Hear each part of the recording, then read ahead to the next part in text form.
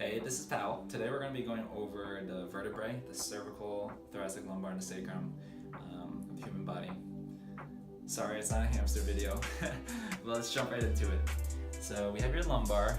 We'll start with the easier one. The lumbar is pretty easy, and we'll go work our way up. So you have the body, vertebral body. You have your pedicle right over here. You have your lamina. The lamina is shaped like an H. Right up here you have your facets. This is your superior articular facet right over here, and then on bottom right over here you have your inferior articular facet.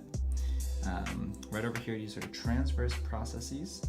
On the transverse processes you're going to have an accessory tubercle, an accessory process. The accessory process is going to be right over here on the base of the transverse process, and then you have another process. That other process is called your mammillary process. The mammillary process is going to be located on the back end of your superior articular facet, right over here. Our professor always joked us that was the nipple, that mammillary process right there. Okay, you have your pars interarticularis. That's going to be right over here, connecting the superior and inferior facets. I think that's pretty much it with the lumbar. Pretty simple. You have your inferior notch, superior notch. Let me show you what the lumbars look like. So when you connect it just like that, you can see that this is the superior facet, this is the inferior facet. Okay. Let's go on to the next one. The next one's going to be your thoracic. Okay, let's jump into your thoracic. So the thoracic, you have your superior articular facets up here. It might be easier if I hold it like this. You have your inferior articular facet down here, but because the thoracics have ribs attached to them, you have a couple extra facets. The first one's going to be your Costa Demi-Facet, which is going to be right over here. So you have a total of 4. So this one right here is going to be your superior costal demi-facet, you have your inferior costal demi-facet, and then you have it on the other end as well. Superior costal demi-facet, you have your inferior costal demi-facet, and on the transverse process itself, you're going to have the rib attached to it as well. So right over here, you're going to have a transverse costal facet, and over here you have a Costotransverse facet as well. Again, you have your pars interarticularis right over here, and spinous process, transverse process, body, lamina, inferior notch, superior notch.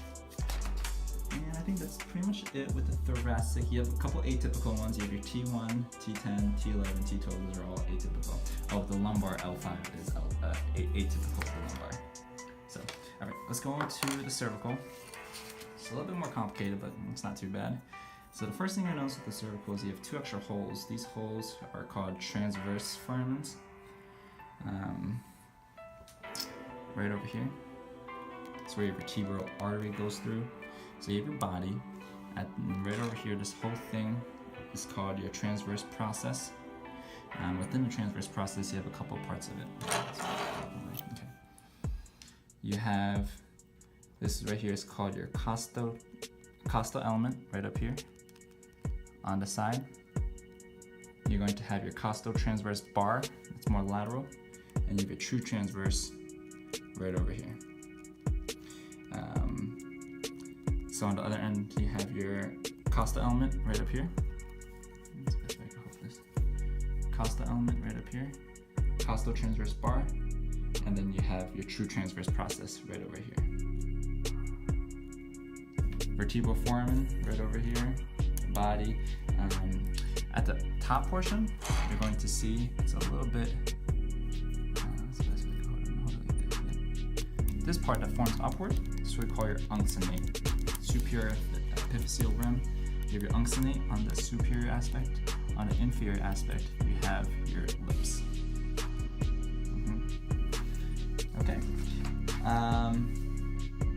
Oh, I forgot about the anterior. Okay, so you have your anterior tubercle. That's going to be right up here.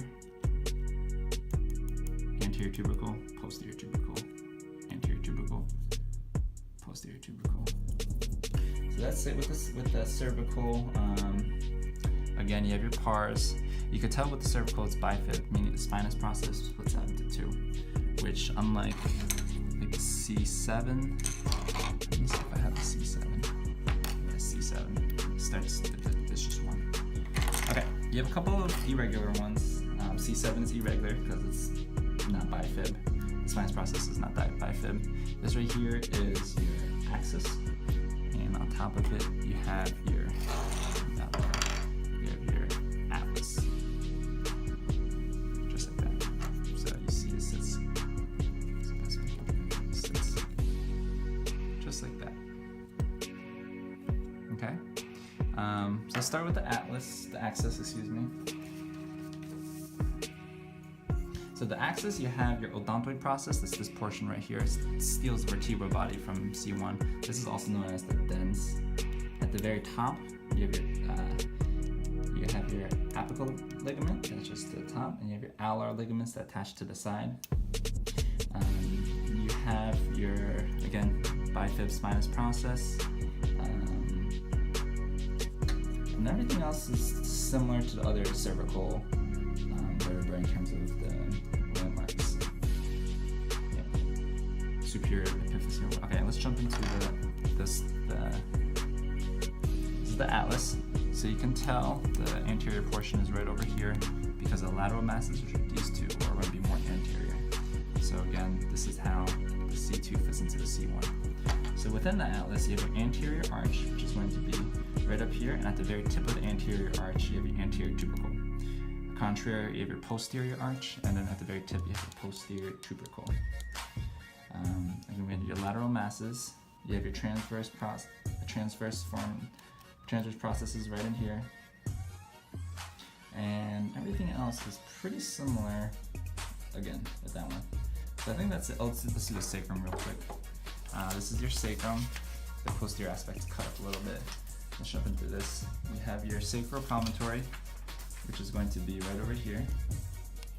So this is the anterior. Sacral promontory. You have your anterior sacral foramina. On the other end, it's called posterior sacral foramina, also known as the ventral or pelvic sacral foramina for the anterior part. This is S1 body, vertebral body of S1, vertebral body of S2, vertebral body of S3, vertebral body of S4, etc., etc. You have your sacral ala right over here, and we have transverse ridges. That's these ridges right here.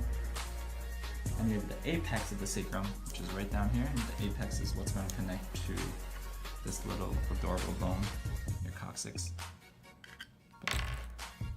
And then on the posterior aspect, we have the sacral cornu. It's cut up a little bit, but the sacral cornu is going to come right over here, and together the two sacral corneas are going to form the sacral hiatus, which is going to be up this way.